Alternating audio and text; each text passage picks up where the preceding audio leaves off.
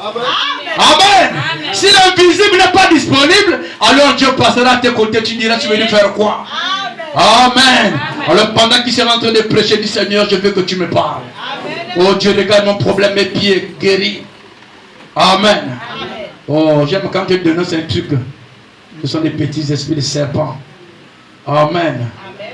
Moi je crois, j'aime servir un Dieu qui parle. Oui, j'ai dû refuser ça. Frère, un Dieu. Frère Branham, un jour quand Dieu ne parlait plus, ça l'a choqué. Ah oui. Un chrétien doit être ainsi. Ça fait un mois, je ne sens rien. Amen. Un véritable couple s'aime, frère, doit toujours avoir des contacts surnaturels. Amen. Amen.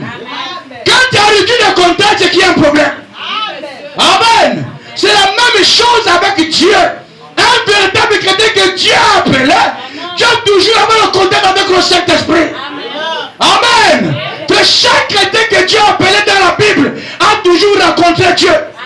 Amen. Même quand Dieu a pris une femme étrangère qui s'appelait Agar, comme Agar portait la semence d'Abraham, Dieu était obligé d'écouter la prière de cette femme. Et pourtant elle était adultérienne.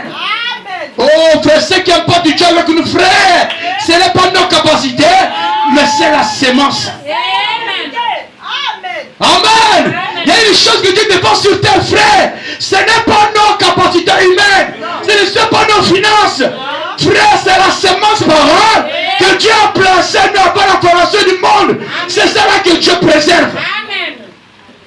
Amen. Et écoutez, ce matin, on va un peu parler. On va un peu parler. Le Dieu demeure peur de la Pentecôte. Frère Branham, dans Malachie 4, lorsqu'il a dit, Amen, qu'il ramènera le cœur, Amen, des enfants à leur père. Branham dit, c'est le père de la Pentecôte. Amen. Qui était le père de la Pentecôte sont les apôtres. Ce n'est pas ton grand-père ni ta grand-mère. Mais les églises éveillées, quand ils lisent ça, ils pensent à leur père charnel. Celui qui l'a rendu dans le ministère. C'est pas ça. Amen. Amen. Et nous avons trois dit que les types, les hommes ne trompent pas. Alors écoutez. Après la mort de Moïse, serviteur de l'Éternel. Qui était serviteur de l'Éternel? C'est Moïse. Amen. L'Éternel dit à Josué, fils de Noum, serviteur de qui? Quand tu ne connais pas la Bible, ça cause des troubles. Amen. Chaque serviteur d'un prophète est serviteur de ce prophète par le Dieu. En parenthèse, il ne peut pas mal comprendre. Hein? Non, c'est-à-dire serviteur parce que Moïse, lorsqu'un liquide prend la forme d'un récipient, la bouteille porte le nom du liquide. Oui. Pourquoi on appelle fantasme? C'est pas la bouteille, c'est le contenu. Amen. Donc lorsque Dieu a compris ça avant nous, que lorsqu'il est dans un homme, on devient serviteur. Parce que Dieu porte le nom de cet homme-là. Donc ce matin, si Dieu est ici, ça s'appellera comment? Sembakula. Amen. Alors si tu es l'enfant de Josué, deviens serviteur de Dieu ce matin. Et tu verras ton problème réglé. Amen. Moïse, mon serviteur, est mort. Maintenant, lève-toi. Amen. Branham est reparti. Épouse parole. Lève-toi. Amen. Logiquement, le serviteur de William Branham, c'est l'épouse. Je ne parle pas de Branham homme. Je parle de Branham spirituel. On peut avancer un peu. Écoutez. Passe ce jour-là, toi et tout ce peuple, pour entrer dans le pays que je donne aux enfants d'Israël. Amen. Frère Branham va nous ramener un peu derrière. Branham dit, lorsque Dieu fait une promesse, c'est une parole déclarée, c'est une parole à vie. Amen.